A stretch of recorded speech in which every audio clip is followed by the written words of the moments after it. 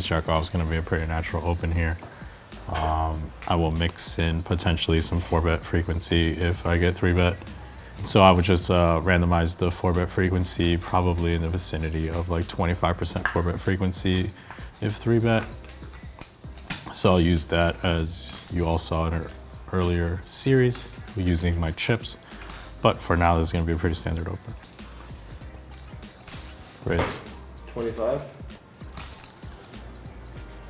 I'm going to open up just a flat range here, and this is a hand that if it gets 3-bet, I could really easily just pitch it. But I want to see what dynamics unfold behind me in this type of formation.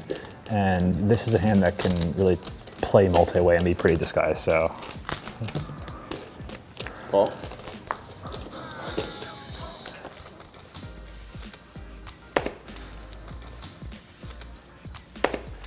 Okay, under the gun open, 25. Call. They're premium. I'm gonna 3-bet relatively large. We're gonna go 125. 125. So I know I said I was in a 4-bet 25% frequency, but against small blind, I'm going to increase that frequency probably to half. So I am going to use the chips as it pertains to randomization. So we'll use a 50% frequency for this 4-bet. So I'm going to shuffle my chips 5 times, and we'll be using the marker at 50% frequency, starting now.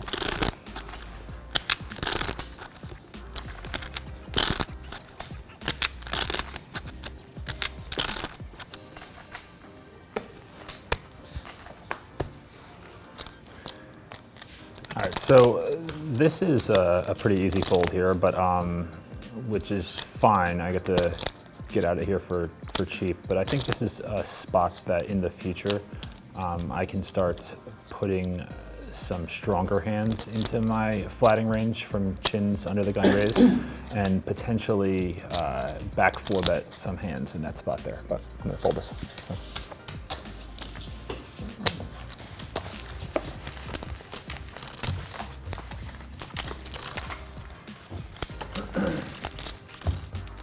My squeeze sizing there was mainly based on the fact that I'm out of position, and I have a good hand, but I want to make sure that if the people in the hand also want to continue, they have to basically just pay a premium to realize their equity. Good.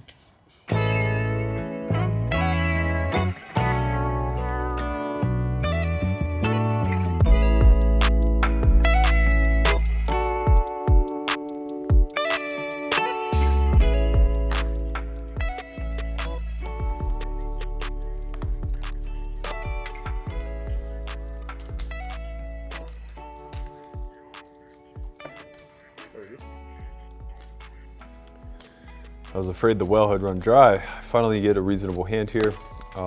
It seems as though I only get decent hands when Chris has entered the pot.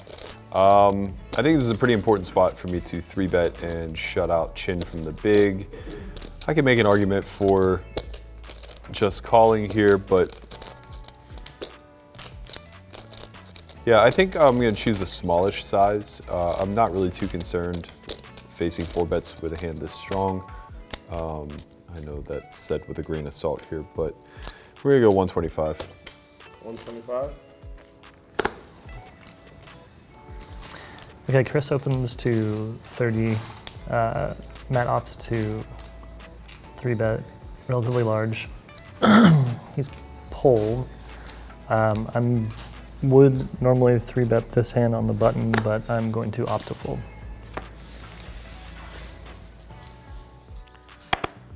I just want to point out that I think Chris opened really quickly, and his decision was pretty straightforward. So I think he's in the top of his range.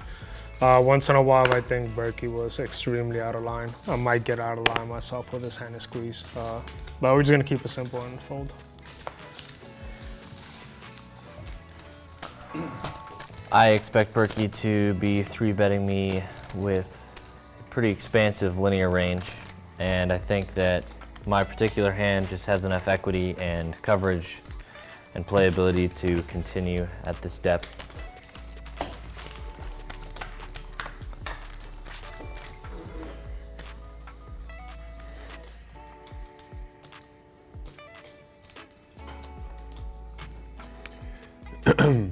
All right, this board is obviously very good for us. We have a lot of advantage. The real beauty of this board when we flop top pair with a good kicker is that we have a lot of perceived bluffs.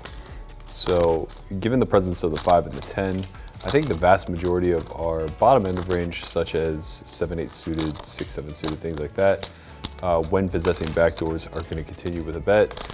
So will our top pair plus, as well as a fair amount of our straight draws. I think King Jack probably splits between a bet and a check here. Ace Jack probably wants to also split at some degree. Ace King probably gets to bet a little bit more freely. That said, I think this becomes mandatory. We're probably slightly weighted towards bluffs, but we're also targeting his 10x / drawing range, meaning that he's going to be pretty inelastic here.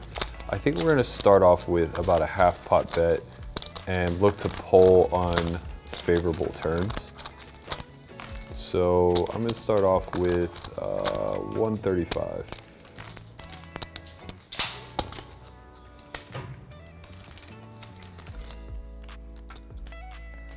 So calling can't be bad here. I don't think I'm going to have many check raise bluffs on this texture, given that he just has such high continuance, and I think I can take a passive with all strategy out of position on a static texture versus a 3-bet range. So we're gonna take this equity.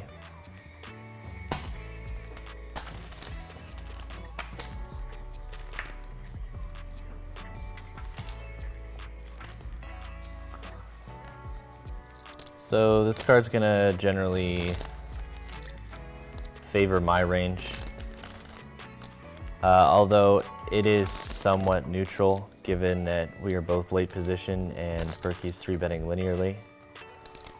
I think this card should shift him more to checks unless he has more polar equity. I'm going to start with a check here because I can't see many lead bluffs that I could have besides 8, 9, and that's only 3 combinations. So I'm going to start with a check. All right, I really hope to see that I have the Queen of Hearts. That's going to make my decision a lot easier. Ooh, baby, and I do. That's great. Okay, so we can reduce Queen 10 of Hearts from his combination, as well as Ace Queen of Hearts, 2 important combinations that have us absolutely dead. That reduces him to exactly only Queen 10 of Spades, which could potentially be slow playing, 3 combinations of 10s. So he has 4 nutted hands. Let's give him half the combos of Jack 9. Actually, maybe he has all 4 combos of Jack 9 suited. So let's say he has 8 combos of value. He's gonna have at least 3 combos of King Jack, at least 4 combos of Ace Jack, but probably has Ace Jack in full. So we're looking at like 19 combinations of open-enders or double gutties. He may have 9-7 of hearts or diamonds or clubs here some of the time. So let's give him like 1.5 combos of those. So we're upwards around 20. He's still gonna have some 10x that would like to extract value from, but the thing is his 10x is dwarfed by all the other hands, And some of his 10x will be of hearts. So he'll have Jack 10 of hearts, 10 9 of hearts, Ace 10 of hearts, King 10 of hearts. And for that reason, we don't need to target that card any longer. Instead, we're going to be targeting the equitable portion of his range. This is a little out of line for the actual hand that I possess, but I do have just as much Jack 9 in my linear 3-betting range as he does in his raise calling range. And I also still have queens, Queen 10 in full combos, et cetera, et cetera. So I'm pretty protected taking this line. I'm actually going to choose full pot and almost certainly check down the vast majority of rivers, a king included, I think, just because Ace Jack will be a really big portion of range that continues here. I think it's like his one mandatory call that is a no pair hand. So I'm gonna go something in the neighborhood of 550 here with the intentions of maximizing this street against a range that's probably pushing roughly 35% equity or so. And then just understanding that I'll be checking all rivers that are not a queen, most likely.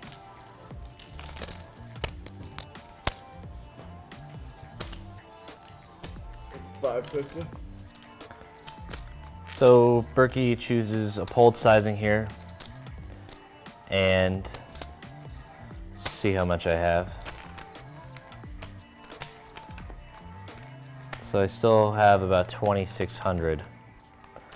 After he presents a poll, I think I'll probably just move in and try to stack the top of his range with the top of mine, as opposed to complicating the situation and trying to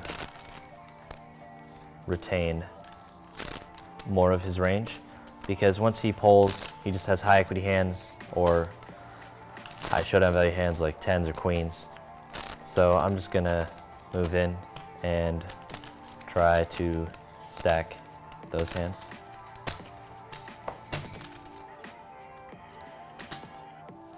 All right, so you can listen, man. It's fine. So I think I obviously have a call here.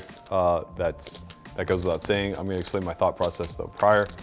I'm choosing this large size with a range of hands that can pretty much call off. Chris is gonna be of the impression that I would do it symmetrically to the hands that I'm actually targeting here. So I imagine that he assumes that I would choose this size with my backdoor hands, such as 9-7, 6-7, all the heart draws that I may have picked up, Ace Jack, King Jack, whatever the case may be. And he's gonna have me nutted here some of the time. Like, he's just gonna have a slow played set of 10s. He's going to have Jack 9 that I'm drawing dead against. But that's only 8 combinations of hands. 7 combinations of hands. I guess adding in the Queen 10 suited version, that's one more. So he has 8 combinations of nutted hands that I'm effectively dead to. But, you know, he probably shouldn't be pushing his equity-driven range. He probably should just be resigned to calling. But, you know, I got to kind of trust that he would make these errors, basically counting on me having hands that may make mistakes and potentially bet fold or bet call off bad. He could have ace queen here, which would be frustrating because he gets thin value in a spot where I went for thin value. But again, just due to the mistake propensity of this board, where he has a lot of what appear to be equitable hands, such as Jack 10 of hearts, 10-9 of hearts, Ace Jack of hearts, all of those types of holdings. When I block the Queen of Hearts, I think I just have an absolute auto call. And this may look pretty bad whenever he does show up with top of range, but we have to assume that he's making this play in a very balanced manner. Oh. What? No, I'm just saying, oh, you called. Yeah. King, queen. I got him. Oh, you're dead. I might be dead, yeah.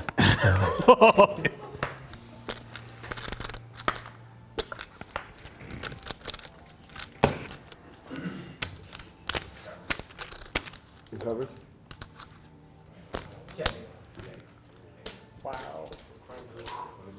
Wow. Young Chris. Young Chris catches catches Berkey with the merge pole. How much what? I think there's quite a bit to say about the Jack 9 hand. The turn card is the point of contention, I think, because it's a relatively neutral card. Both ranges connect almost equally, but Berkey chooses a polarizing size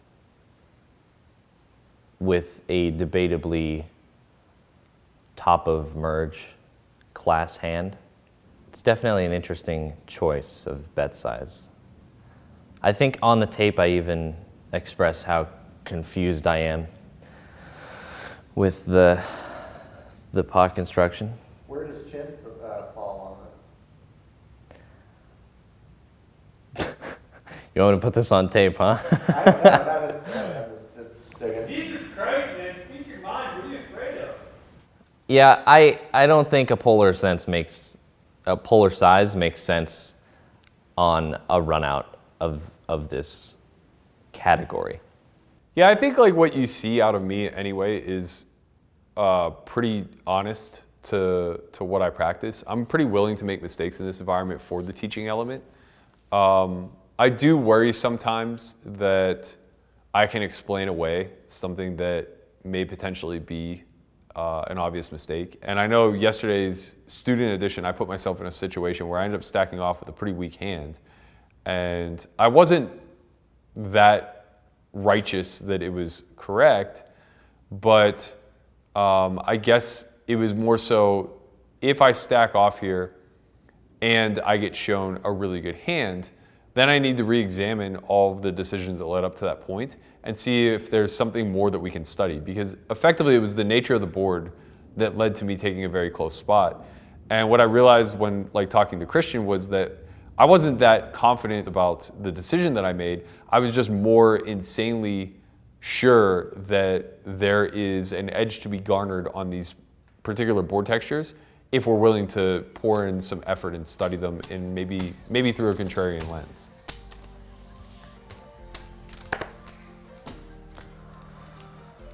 Start with an open. 40.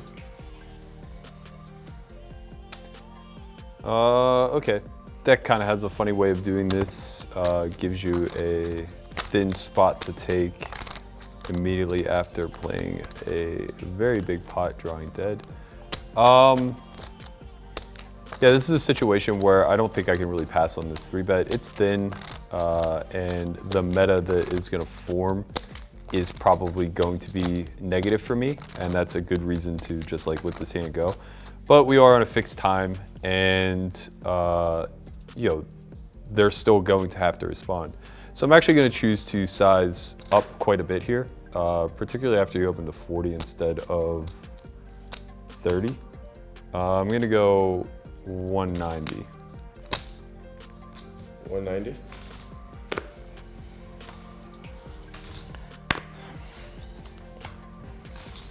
Good luck, Chris.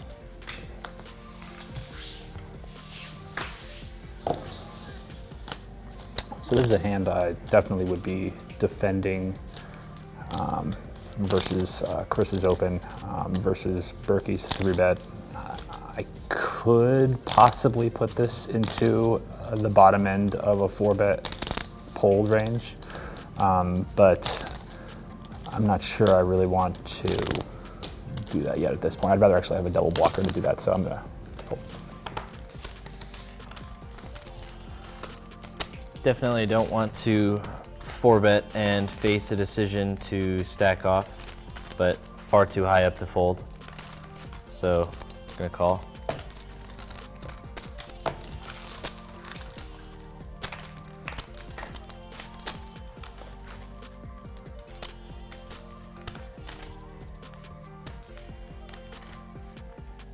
Okay, so here I'm going to flop no pair, no draw. I do have reasonable backdoor equity that isn't particularly going to fall favorably for me. So if I do peel a 5 or a 6 on the turn, that's not necessarily going to be a great equity distribution for my range. It'll be good for my particular hand, but Chris is going to have a lot of coverage on those cards. He'll have some suited connectors. This flop is a relatively low checking frequency in a 3-bet pot. None of my overpairs really want to be checking back. Neither do most of my unmade hands. I think a lot of my checkbacks here would contain hearts, or at least a heart. Some of my ace highs with a heart would want to start checking back. I'm pretty resigned to just betting here, I believe. The issue that we run into is that he'll have a lot of available check raises, particularly when I block none of them, and this hand just falls off very quickly. That's not necessarily a reason to not pull the trigger. It's just kind of falling into this, it gives him a simple counter, effectively is what I'm saying. And he just gets to play his hand according to his hand's equity. I don't necessarily know that I deny a whole lot of hands. So I'm basically just contemplating between checking back versus choosing a relatively small size and forcing him to pull triggers. The third option would be diving into the meta a little bit, where I maybe start with an overbet and just put him in a situation where his bluff catchers feel very uncomfortable and he has to decipher if I'm like quote unquote actually tilting or if I just have a good hand to blow the pot up with. I'm kind of liking that option the best because I'm pretty indifferent between checking back and betting small. So I'm gonna lean into it a little bit. I think I'm gonna go 350 here on the flop with the intention of checking back pretty much all turns, king/8 included.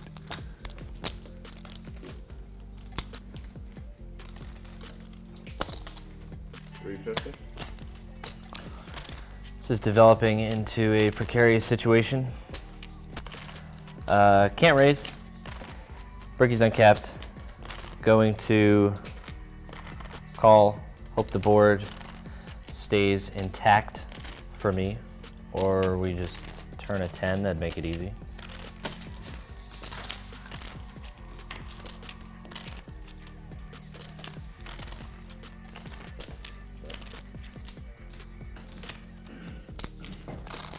All right, that card is a little nice. We improved to a bluff catcher. We do suck out on some of his range, not much. We basically suck out on 5s, 6s, ace-5 suited, ace-3 suited.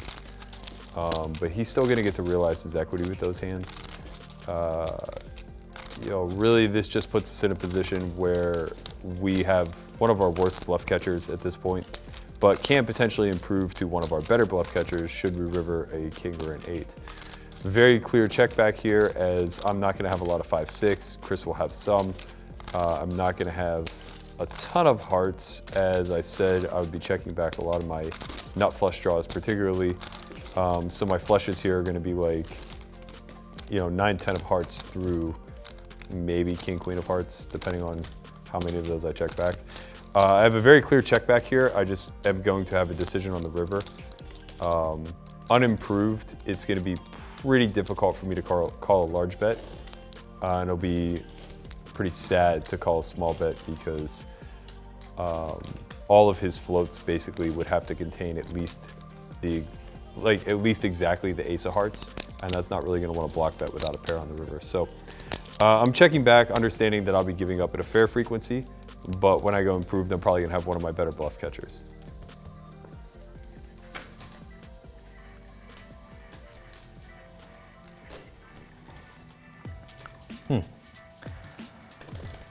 I was just expecting a massive bet from Berkey there. Given that he pulled the flop, I would assume that he has a lot of heart combinations as well as overpairs.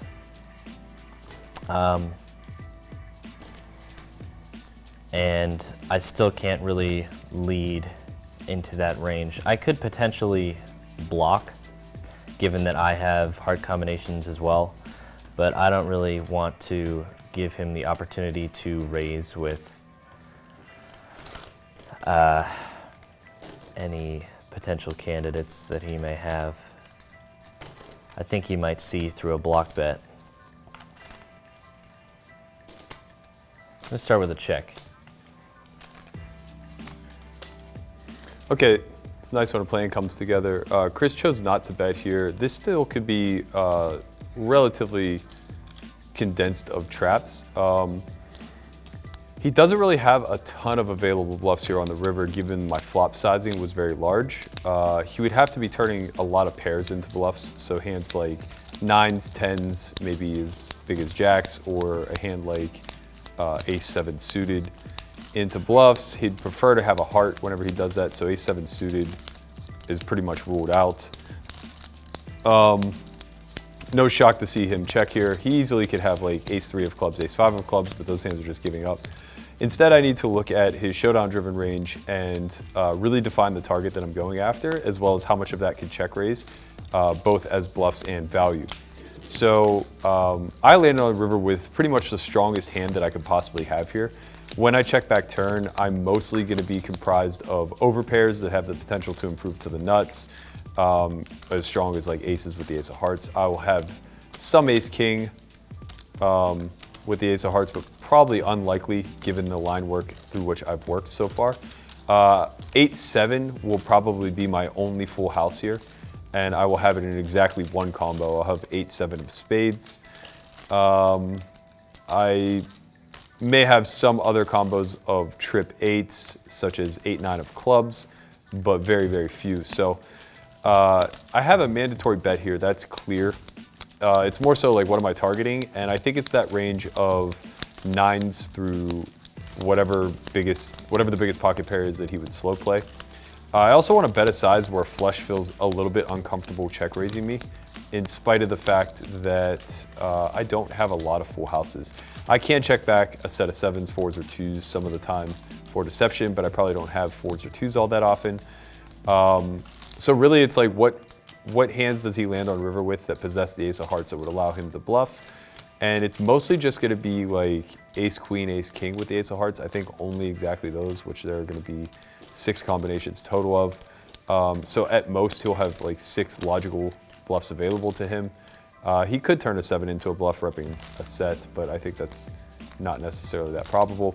That said though, I think he can only really check raise the nut flush, and he'll probably only have 6 or 7, maybe 8 combinations of that. So I'm gonna go for a 2/3 pot bet and very likely fold to a shove. I just don't think I'm being bluffed here very often. And I think if I go smaller, most of his check calling range is pretty inelastic, and it'll be a more opportunistic chance for him to try to blow me off of like black kings, especially given how the board played out. So I'm gonna go for 900, presenting nearly no fold equity, but I will be planning on folding to a shove, as I don't think he can profitably bluff this spot. 900. So it's pretty hard for me to find available bluffs. I think all of those largely continue on the turn. I think it's entirely possible for him to still have plenty of heart combinations. I don't have the 10 of hearts. I have a pretty bad bluff catcher myself. I could still have flushes and 1 house and maybe 2 houses.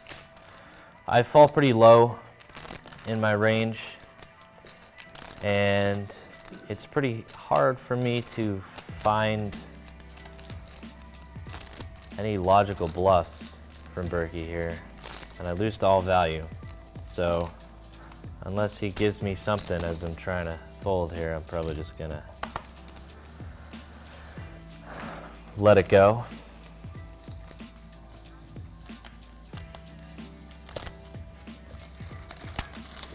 I made a mistake there on the end. I thought the pot was 1,500, but it was actually 900. So I bet full pot in a spot where I actually wanted to bet 2/3. So 600 would actually have been a better choice.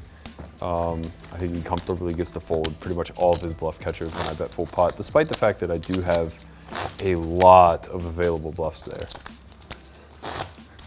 Chris K, just really solid. Seemed like he was in the mix the appropriate amount. Wasn't really backing down to any random aggression. Made a really nice fold with tens versus me where I backed into trips. It was an interesting hand. I would like to talk to him more about it. I think I actually have a lot of bluffs in that situation, which would probably make tens a call. But I could just be projecting that because I had this weird hand of value that I wouldn't otherwise have. So I'm trying to basically come around to the fact that, oh, I can bet for value here because I would also have like a lot of bluffs in this situation.